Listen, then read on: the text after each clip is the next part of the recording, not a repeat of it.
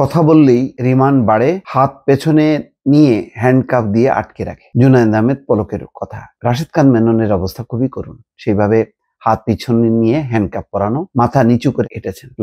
লজ্জা পেয়েছেন তিনি। মেনন ভাই, আপনার এই পরিণতি সত্যি কষ্ট হচ্ছে, আপনার উচিত হয়নি। দেখেন, আপনাদেরই আরেক সাথী শরীফ নুরুল আম্বিয়া, নাজমুল হক প্রধান, ওনারা কিন্তু ছিলেন, জোটেই ছিলেন, কিন্তু জোট থেকে ওনারা বাংলাদেশ জাসদ নামে ওরা কিন্তু বের হয়ে আসছে এবং সেই 2018 সেই নির্বাচনকে ওনারা মেনে নেননি, যেটা দিনের ভোট রাতে। তারপর কিন্তু তারা এই 24-এর গণঅভ্যুত্থানে সামিল হয়েছে, একটা উদাহরণ তৈরি করেছে। তো ওনাদের থেকেও আপনি আরো অনেক উজ্জ্বল ছিলেন। রাশেদ খান মেনন একটা ইতিহাসের অংশ, কিন্তু শেষটা ভালো হয়নি। এমপি মন্ত্রিত্ব লোভ, দলের কোনো খবর নাই, এমপি গিরি করা আর মন্ত্রী হওয়ার লালসা, এসব যে কোথায় চলে গেলেন মেনন ভাই। নিজেদের যে গৌরব উজ্জ্বল অতীত সবগুলোকে শেষ করে দিলেন শেখ হাসিনার আঁচলের তলে গিয়ে।